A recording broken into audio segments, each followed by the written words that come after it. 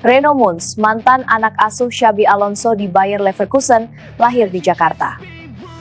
Pernah bela Jerman U19 dan U20, bisa ditarik ke timnas Indonesia oleh John Hartman. Muda berbakat dan penuh potensial kelas Eropa.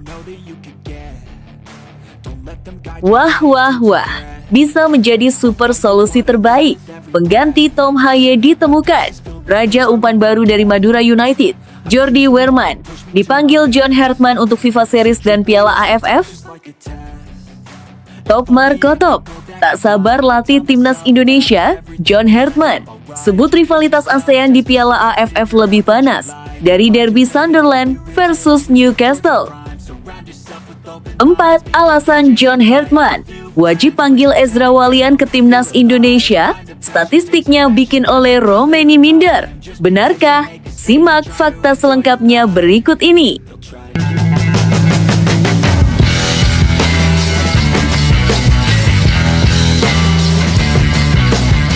Sebelum kita lanjut ke berita terlengkapnya, alangkah mulianya bagi kalian untuk tekan tombol like dan yang belum subscribe, tolong subscribe channel ini. Reno Munz, mantan anak asuh Xabi Alonso di Bayer Leverkusen, lahir di Jakarta, pernah bela Jerman U19 dan U20, bisa ditarik ke timnas Indonesia oleh John Hartman, muda berbakat dan penuh potensial kelas Eropa. Nama Reno Munz mulai mencuri perhatian publik sepak bola nasional. Sosok yang pernah menimba ilmu di bawah arahan Xabi Alonso di Bayer Leverkusen ini disebut-sebut memiliki latar belakang yang membuatnya berpeluang memperkuat timnas Indonesia. Lebih menarik lagi, ia lahir dan tumbuh besar di Jakarta sebelum mengembangkan karier di Eropa. Fakta bahwa Reno Munz pernah menjadi bagian dari sistem pembinaan klub sebesar Bayer Leverkusen tentu bukan hal biasa. Di bawah sentuhan pelatih sekelas Xabi Alonso yang kini dikenal sebagai salah satu pelatih muda paling menjanjikan di Eropa, pemain dituntut memiliki kecerdasan taktik tinggi, disiplin, serta kemampuan teknis mumpuni. Tak hanya itu, Reno juga pernah memperkuat timnas Jerman di kelompok usia U19 dan U20. Membela negara dengan tradisi sepak bola kuat seperti tim nasional sepak bola Jerman pada level usia tentu menunjukkan kualitasnya tak bisa dipandang sebelah mata. Jerman dikenal selektif dalam proses scouting dan pembinaan pemain muda. Artinya, untuk bisa menembus skuad kelompok umur saja sudah menjadi pencapaian tersendiri. Namun yang membuat kisahnya semakin menarik adalah latar belakangnya yang lahir dan besar di Jakarta. Fakta ini membuka peluang secara emosional dan historis bagi Indonesia untuk mendekatinya. Dalam beberapa tahun terakhir, tren perekrutan pemain diaspora memang semakin gencar dilakukan demi meningkatkan kualitas skuad nasional. Pertanyaannya kini mengarah kepada pelatih John Hartman. Apakah ia akan melirik Reno Munz sebagai bagian dari proyek jangka panjang timnas Indonesia? Hartman dikenal sebagai sosok yang berani memberi kesempatan kepada pemain muda dengan potensi besar. Ia juga menekankan pentingnya keseimbangan antara talenta lokal dan pengalaman internasional. Secara karakter permainan, pemain jebolan sistem Jerman biasanya memiliki fondasi taktik yang kuat. Mereka terbiasa bermain dengan tempo cepat, disiplin posisi, serta transisi yang rapi. Jika Reno benar-benar bisa bergabung, ia berpotensi membawa warna baru dalam dinamika lini tengah atau lini belakang, tergantung peran yang ia kuasai. Bagi tim nasional sepak bola Indonesia, kehadiran pemain dengan pengalaman kompetisi Eropa tentu akan menjadi nilai tambah signifikan. Bukan hanya soal kualitas individu, tetapi juga mentalitas profesional dan standar latihan yang bisa menular kepada rekan-rekannya. Dalam sepak bola modern, detail kecil seperti intensitas latihan dan kedisiplinan taktik seringkali menjadi pembeda di level internasional. Meski demikian, proses untuk bisa memperkuat Indonesia tentu harus melalui tahapan regulasi yang jelas. Status kewarganegaraan, persyaratan federasi internasional, hingga komitmen pribadi pemain menjadi faktor penentu. Tidak sedikit pemain diaspora yang akhirnya memilih tetap bersama negara tempat mereka berkembang secara profesional. Namun, peluang tetap terbuka. Jika Reno Munz memiliki keterikatan emosional dengan Indonesia dan melihat prospek jangka panjang yang menjanjikan, bukan tidak mungkin ia mempertimbangkan opsi tersebut. Dengan usia yang masih relatif muda, ia bisa menjadi bagian dari fondasi tim untuk beberapa tahun ke depan. Di tengah ambisi Indonesia untuk terus naik level di kancah Asia, kehadiran pemain dengan latar belakang elit seperti ini tentu menggoda. Publik pun mulai bertanya-tanya, apakah Reno Munz akan menjadi kejutan berikutnya dalam proyek pembenahan skuad Garuda? Jika benar terjadi, maka kisahnya akan menjadi cerita unik. Dari Jakarta ke Jerman, diasuh Xabi Alonso di Bayer Leverkusen, membela Jerman U19 dan U20. Lalu kembali ke tanah kelahiran untuk memperkuat merah putih. Kini semuanya bergantung pada komunikasi, regulasi, dan visi jangka panjang sang pelatih. Apakah John Hartman akan bergerak cepat sebelum peluang itu lewat begitu saja?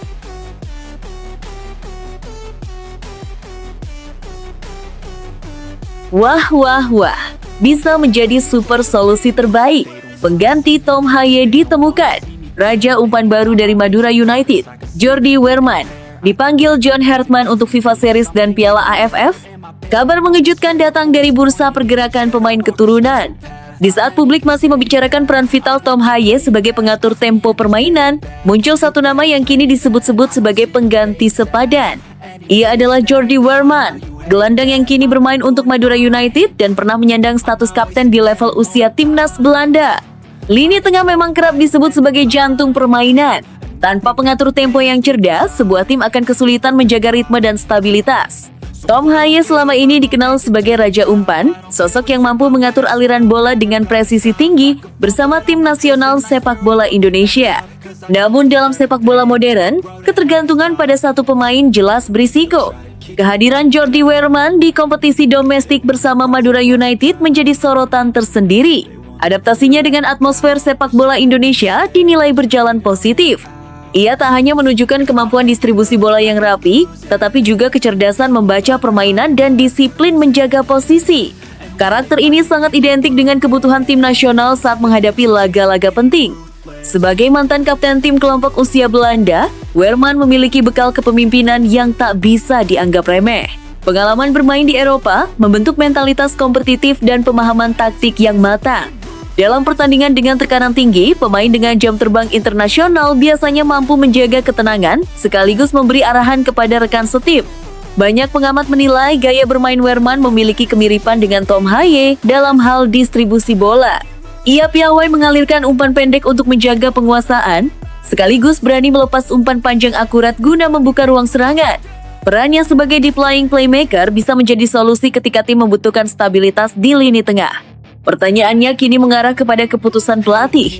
Apakah John Hartman akan memanggilnya untuk agenda terdekat? FIFA Series menjadi panggung ideal untuk menguji kualitas dan chemistry seorang pemain baru. Turnamen tersebut sering dimanfaatkan untuk meracik komposisi terbaik sebelum menghadapi kompetisi resmi. Tak hanya itu, ajang kejuaraan AFF juga menanti di depan mata. Dalam turnamen regional seperti ini, dominasi lini tengah seringkali menjadi kunci keberhasilan.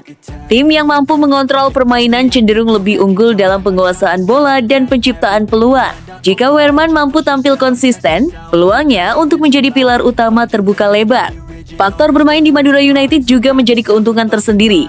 Adaptasi dengan cuaca, kultur sepak bola, hingga intensitas kompetisi domestik membuatnya tidak perlu memulai dari nol. Ia sudah memahami karakter permainan di Indonesia yang dikenal cepat dan penuh duel fisik. Hal ini bisa mempercepat proses integrasinya ke dalam skema tim nasional. Di sisi lain, federasi melalui Persatuan Sepak Bola Seluruh Indonesia tentu akan mempertimbangkan berbagai aspek sebelum mengumumkan pemanggilan resmi. Selain performa, kebutuhan taktik dan keseimbangan skuad juga menjadi faktor utama. Namun melihat urgensi memiliki pengatur tempo alternatif, nama Weerman jelas masuk dalam radar. Mengandalkan satu sosok raja umpan seperti Tom Haye saja bukanlah strategi jangka panjang. Cedera, akumulasi kartu, atau faktor kebugaran bisa terjadi kapan saja. Karena itu, memiliki pemain dengan profil serupa bahkan potensi lebih agresif akan memberikan rasa aman bagi tim. Kini publik menunggu keputusan resmi, apakah Jordi Weerman akan benar-benar menjadi penerus peran penting di lini tengah Garuda. Jika dipanggil untuk FIFA Series dan Piala AFF, itu akan menjadi sinyal kuat bahwa regenerasi dan kedalaman skuad tengah dipersiapkan secara serius. Yang jelas, kehadiran Weerman di Madura United telah membuka babak baru dalam perbincangan seputar lini tengah timnas. Jika ia mampu membuktikan diri, bukan tak mungkin Indonesia akan memiliki lebih dari satu raja umpan di lapangan. Dan ketika lini tengah solid, peluang untuk bersaing di level Asia maupun Asia Tenggara tentu semakin terbuka lebar. Top Marco Top, tak sabar latih timnas Indonesia, John Hertman. Sebut rivalitas ASEAN di Piala AFF lebih panas dari derby Sunderland versus Newcastle. Antusiasme tinggi ditunjukkan pelatih anyar timnas Indonesia, John Hertman. Dalam sejumlah kesempatan, ia mengaku sudah tak sabar merasakan atmosfer persaingan di Asia Tenggara.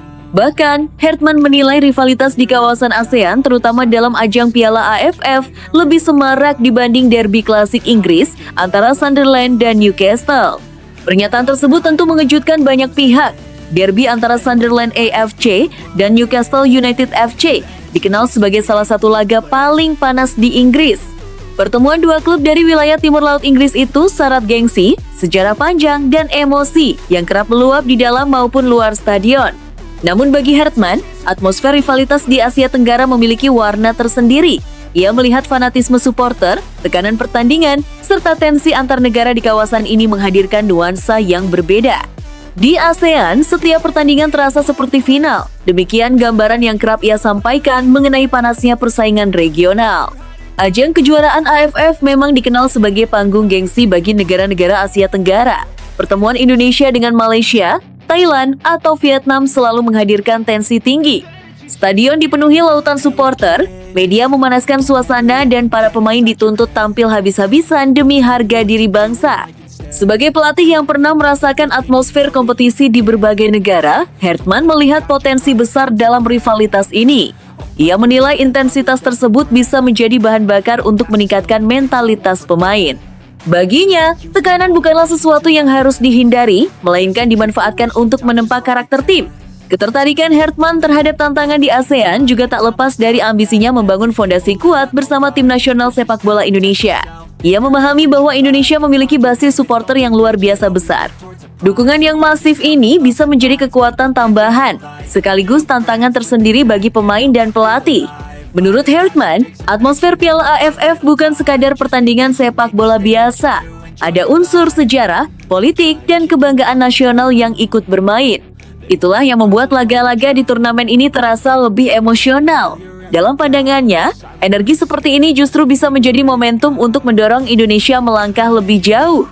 Perbandingan dengan derby Sunderland Newcastle bukan tanpa alasan. Di Inggris, derby tersebut dikenal penuh gairah karena kedekatan geografis dan sejarah panjang rivalitas sosial.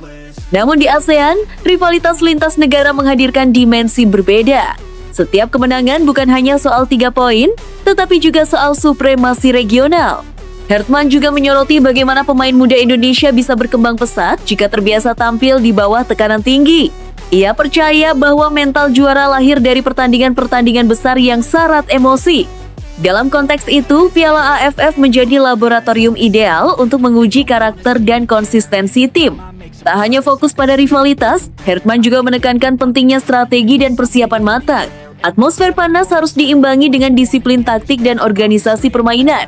Ia ingin Indonesia tidak hanya bersemangat, tetapi juga cerdas dalam mengelola pertandingan. Pernyataan Hertman pun memicu optimisme sekaligus rasa penasaran. Apakah ia benar-benar mampu mengubah energi rivalitas ASEAN menjadi kekuatan positif bagi skuad Garuda? Jika ia berhasil memadukan mentalitas tangguh dengan kualitas teknis pemain, bukan tak mungkin Indonesia akan menjadi kekuatan dominan di kawasan. Kini publik menantikan kiprah nyata Hertman di pinggir lapangan. Piala AFF akan menjadi panggung pembuktian pertamanya dalam merasakan langsung panasnya persaingan ASEAN. Jika benar atmosfernya lebih semarak dari derby Sunderland Newcastle, maka tantangan yang menanti jelas bukan perkara kecil. Satu hal yang pasti, Hertman datang dengan semangat besar dan rasa penasaran tinggi. Ia ingin merasakan langsung denyut rivalitas Asia Tenggara dan membawa Indonesia berdiri tegak di tengah persaingan sengit tersebut. Pertanyaannya kini, mampukah ia menjawab ekspektasi besar dan mengubah panasnya rivalitas menjadi prestasi nyata bagi Merah Putih?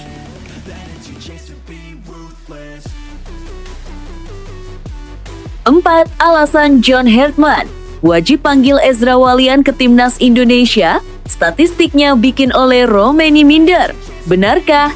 Simak fakta selengkapnya berikut ini. Perdebatan mengenai komposisi lini depan Timnas Indonesia kembali menghangat.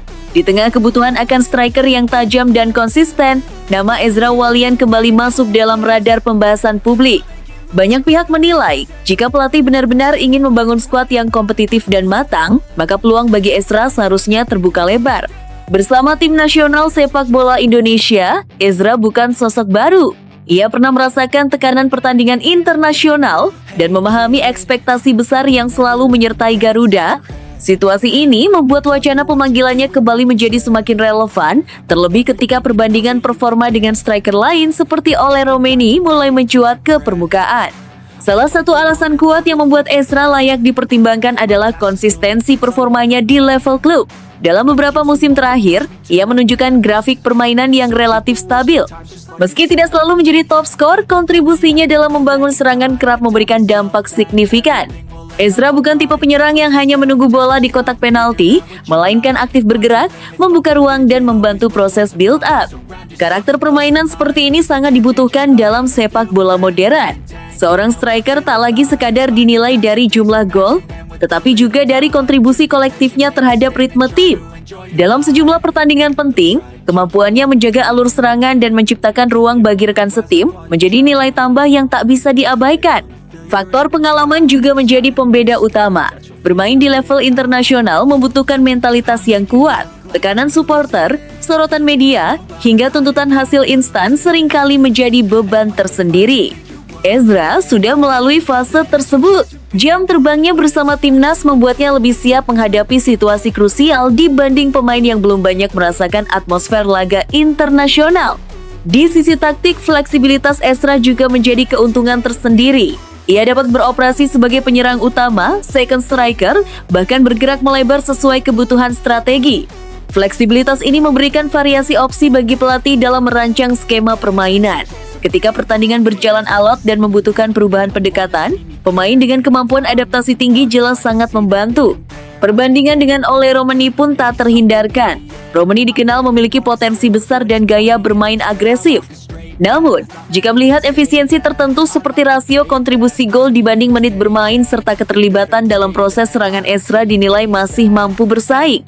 Bahkan dalam aspek permainan kolektif dan pengalaman, ia memiliki keunggulan yang cukup mencolok.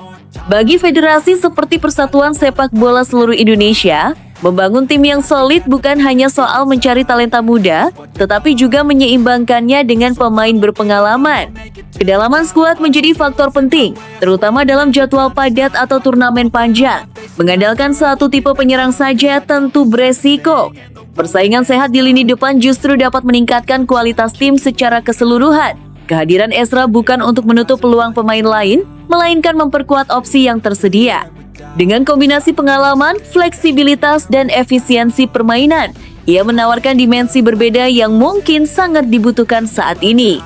Pada akhirnya, keputusan tetap berada di tangan pelatih. Namun jika penilaian didasarkan pada kebutuhan taktik, kontribusi nyata, dan kematangan mental, nama Ezra Walian sulit untuk diabaikan. Pertanyaannya kini bukan lagi soal layak atau tidak, melainkan apakah momentum ini akan dimanfaatkan untuk memberikan kesempatan pembuktian di level tertinggi.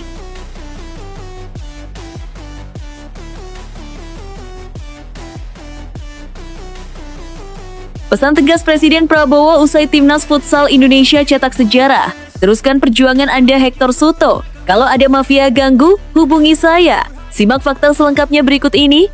Prestasi membanggakan kembali ditorehkan oleh olahraga Indonesia. Timnas Futsal Indonesia sukses mencetak sejarah dengan melangkah hingga babak final sebuah turnamen bergengsi internasional.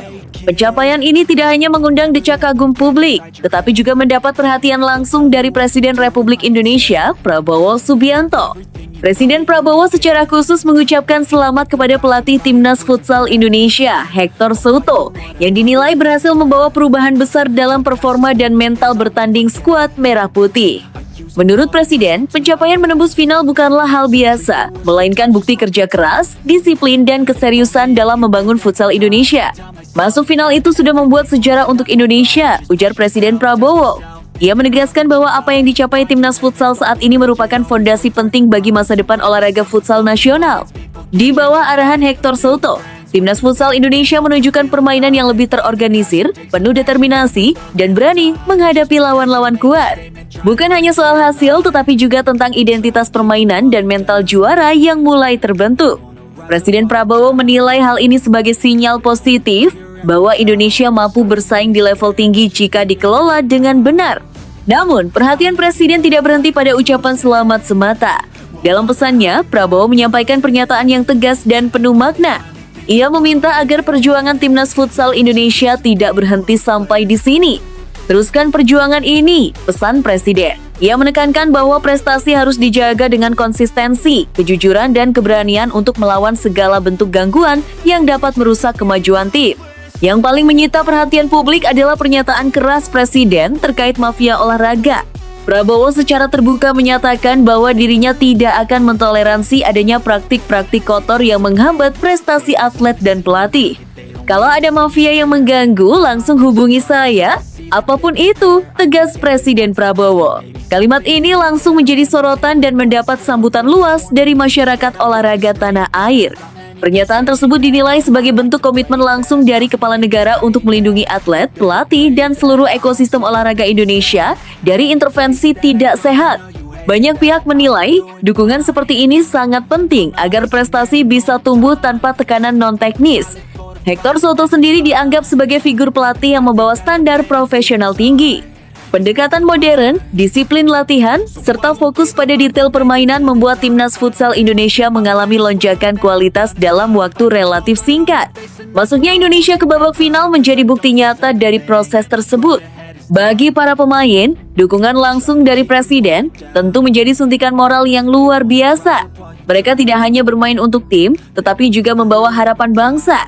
Pesan Prabowo seolah menegaskan bahwa negara hadir dan berdiri di belakang perjuangan mereka. Pencapaian final ini juga membuka mata banyak pihak bahwa futsal Indonesia memiliki potensi besar untuk melangkah lebih jauh. Dengan pembinaan yang konsisten, kompetisi yang sehat, dan dukungan penuh dari pemerintah, futsal bisa menjadi salah satu cabang olahraga unggulan Indonesia di level internasional. Kini, sejarah telah tercipta. Namun seperti pesan Presiden Prabowo, perjuangan belum selesai. Final bukan akhir, melainkan awal dari tuntutan yang lebih besar. Tantangan berikutnya adalah menjaga integritas, meningkatkan kualitas, dan memastikan tidak ada pihak yang merusak proses yang sudah berjalan di jalur yang benar. Dengan dukungan penuh dari Presiden, kerja keras pelatih Hector Soto, serta semangat juang para pemain, timnas futsal Indonesia berada di jalur yang tepat. Harapan besar kini menyertai langkah mereka bahwa sejarah ini bukan yang terakhir, melainkan awal dari era kejayaan futsal Indonesia. Namun tunggu dulu, setelah admin telusuri secara mendalam bahwa berita di atas adalah karangan belaka dan hoax, ini sebagai edukasi supaya penonton lebih jeli dalam memilih berita.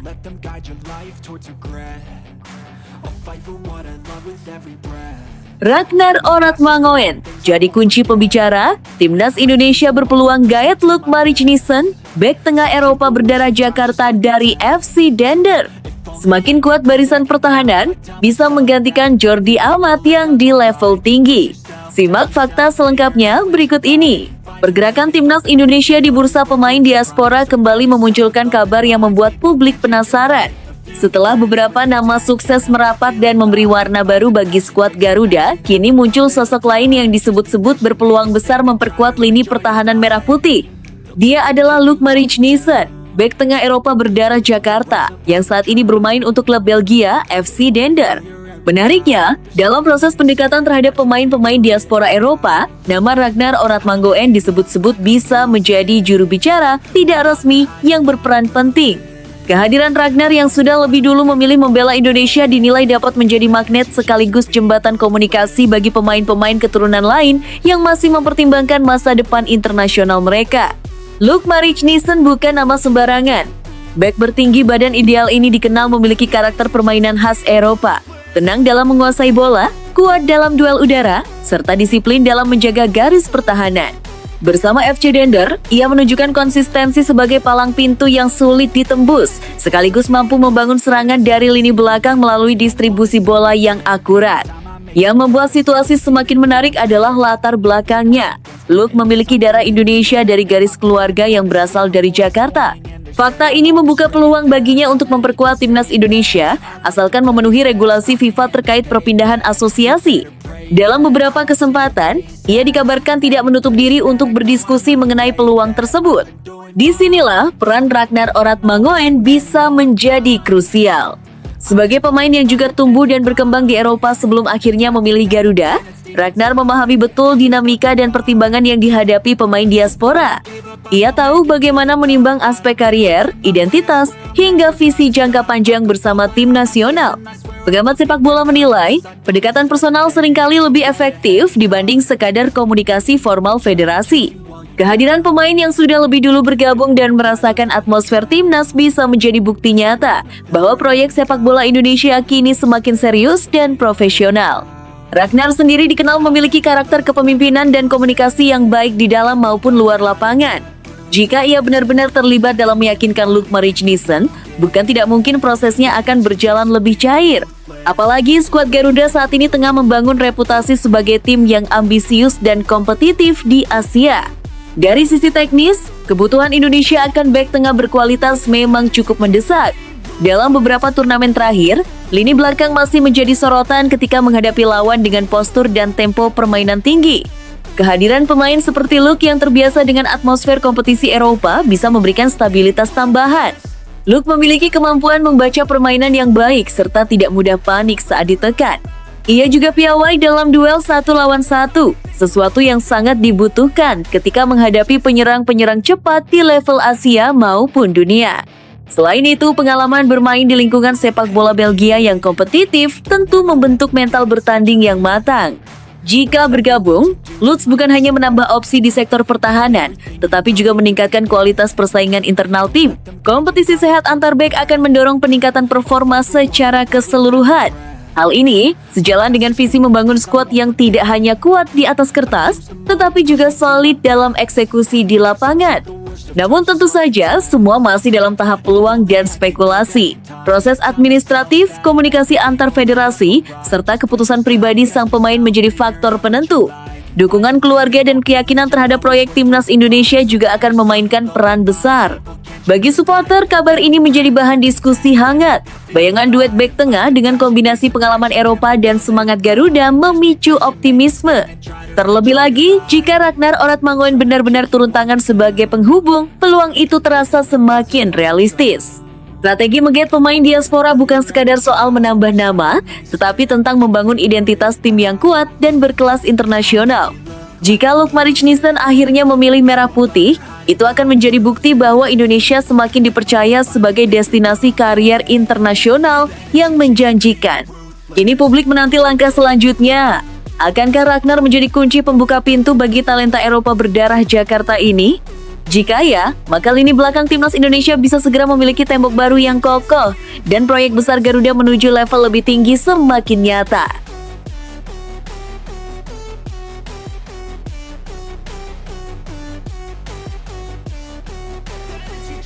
Sinyal kuat naturalisasi. Ilyas Al-Haf, winger keturunan Solo yang satu tim dengan Arhan Pratama, siap tambah daya ledak timnas? Simak fakta selengkapnya berikut ini. Isu naturalisasi kembali menghangat di jagat sepak bola nasional. Kali ini, nama Ilyas Al-Haf mencuri perhatian. Winger lincah berdarah Solo itu disebut-sebut berpeluang besar dinaturalisasi untuk memperkuat timnas Indonesia. Kedekatannya dengan Arhan Pratama, rekan setimnya di Bangkok United, menjadi salah satu faktor yang memantik spekulasi. Bukan sekadar isu tanpa dasar, peluang ini semakin menarik karena performa Al-Haf yang konsisten sebagai winger dengan naluri gol tajam, kecepatan, kelincahan, serta insting mencetak gol yang ia miliki, membuat banyak pengamat menilai ia bisa menjadi solusi atas kebutuhan timnas Indonesia di sektor penyerangan. Kedekatan Al-Haf dan Arhan di level klub menjadi sorotan tersendiri. Bermain dalam satu tim, membuat keduanya sudah memahami karakter masing-masing di lapangan. Chemistry yang terbangun di Bangkok United dinilai bisa menjadi modal berharga jika keduanya berseragam merah putih bersama. Arhan sendiri dikabarkan optimistis bahwa Al-Haf memiliki kualitas untuk membantu timnas tampil lebih tajam. Dalam beberapa kesempatan, lini depan Indonesia memang kerap menjadi bahan evaluasi. Kreativitas sudah mulai terbangun, aliran bola semakin rapi. Namun, efektivitas di sepertiga akhir lapangan masih perlu ditingkatkan. Kehadiran winger dengan feeling gol kuat seperti Al-Haf diyakini mampu memberikan dimensi berbeda. Sebagai pemain yang tumbuh di lingkungan sepak bola Eropa, Al-Haf dikenal memiliki disiplin taktik dan etos kerja tinggi. Ia tidak hanya piawai dalam menyerang, tetapi juga aktif membantu pertahanan saat dibutuhkan. Kemampuannya membaca ruang dan melakukan penetrasi dari sisi sayap membuatnya berbahaya bagi lini belakang lawan. Darah keturunan Solo yang mengalir dalam dirinya pun menjadi nilai emosional tersendiri. Jika proses naturalisasi benar-benar terrealisasi, Al-Haf bukan hanya datang sebagai pemain tambahan, tetapi juga sebagai sosok yang memiliki ikatan dengan Indonesia. Hal ini penting, karena membela tim nasional bukan sekadar soal kemampuan teknis, melainkan juga kebanggaan dan komitmen. Arhan Pratama yang dikenal memiliki semangat juang tinggi, disebut sangat yakin dengan potensi rekannya tersebut. Menurutnya, Al-Haf memiliki ketenangan saat berada di depan gawang dan tidak mudah panik dalam situasi krusial. Karakter seperti inilah yang dibutuhkan timnas saat menghadapi laga-laga ketat di level Asia Tenggara maupun Asia. Secara taktik, Al-Haf bisa dimainkan di berbagai posisi lini depan. Ia nyaman beroperasi sebagai winger kiri maupun kanan, bahkan bisa diplot sebagai penyerang kedua dalam skema tertentu. Fleksibilitas ini tentu menjadi nilai tambah bagi tim pelatih dalam meramu strategi. Meski demikian, proses naturalisasi tentu tidak sesederhana wacana. Ada tahapan administrasi dan regulasi yang harus dipenuhi. Namun jika semua berjalan lancar, kehadiran Al-Haf berpotensi memperkuat kedalaman skuad dan meningkatkan persaingan internal yang sehat. Dukungan supporter pun diprediksi akan mengalir deras jika kabar ini benar-benar menjadi kenyataan. Publik Indonesia selalu menyambut positif pemain keturunan yang menunjukkan komitmen membela Garuda. Apalagi jika pemain tersebut memiliki kualitas yang sudah teruji di level klub. Kini, bola panas berada di tangan federasi dan pihak terkait. Apakah Ilyas Al-Haf akan menjadi nama berikutnya yang resmi mengenakan seragam merah putih? Apakah duetnya dengan Arhan Pratama akan menjadi senjata baru di sisi sayap timnas? Satu hal yang pasti, isu ini telah membangkitkan rasa penasaran dan optimisme. Jika benar terwujud, lini depan timnas Indonesia berpotensi tampil lebih tajam, lebih variatif, dan lebih berbahaya. Dan mungkin saja, dari sisi sayap, harapan baru itu akan lahir membawa Garuda terbang semakin tinggi di kancah internasional.